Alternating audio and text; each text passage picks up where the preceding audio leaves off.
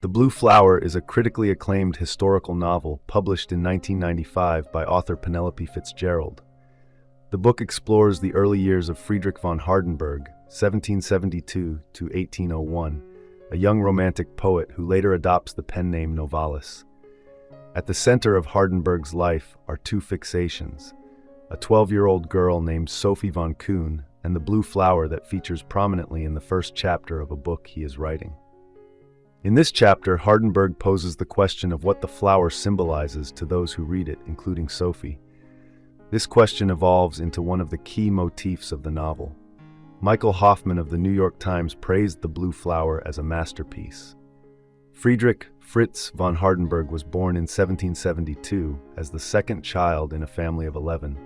His youngest sibling, referred to enigmatically as the Bernhard, possesses extraordinary intelligence, though the source of this gift is never fully explained.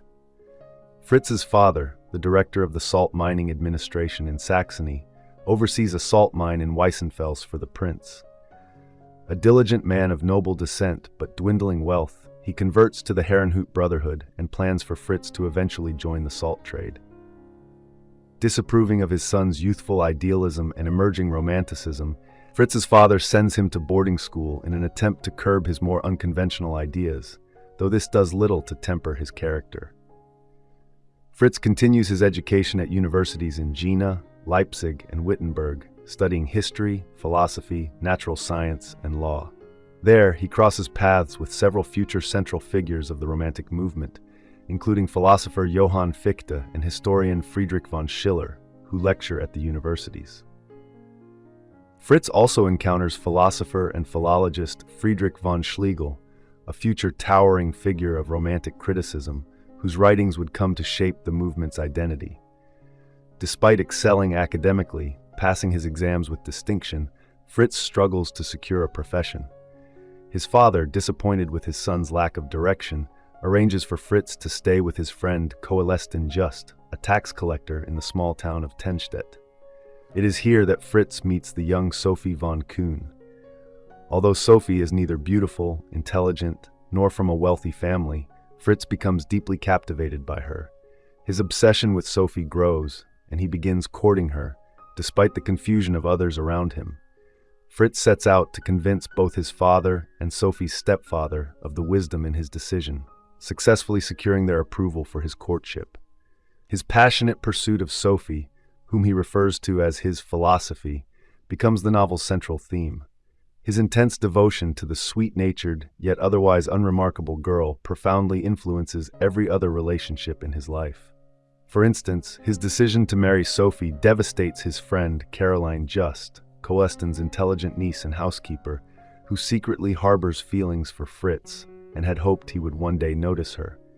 Instead, Caroline is overshadowed by the seemingly ordinary Sophie.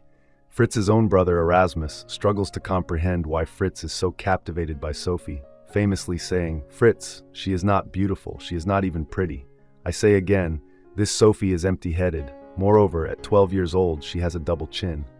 Yet, in an unexpected turn, Erasmus too comes to adore Sophie. Eventually, even Fritz's father, who had initially disapproved, comes to accept Sophie.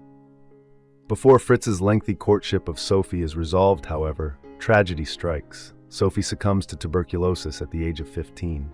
A month later, Fritz's brother Erasmus dies as well. Fritz himself survives for another 4 years before also dying from tuberculosis. His unfinished novel, Heinrich von Ofterdingen, in which the symbol of the elusive, all-consuming blue flower appears, remains incomplete. Fitzgerald's The Blue Flower has been widely studied and praised, with many considering it her finest work. Written when she was 79, it was her final novel before her death. As a historical novel, The Blue Flower is rooted in meticulous research, with its characters based on real historical figures from 18th century Germany. Critics regard it as an authentic depiction of the period. Another notable aspect of the novel is Fitzgerald's deliberate choice not to provide clear answers. She never explains the symbolism of the blue flower in Novalis's work or the source of Sophie's strange charm. By leaving these questions unresolved, Fitzgerald not only creates a direct connection between Sophie and the flower, but also emphasizes the irrational and mysterious nature of desire. aligning with the Romantic movement's embrace of emotion over reason. In doing so, Fitzgerald offers a unique contribution to Romantic studies by grounding the emotional depth and flaws of one of the era's earliest literary stars in a richly detailed, historically accurate context. Thank you for watching. If you enjoy this video, leave a like and subscribe.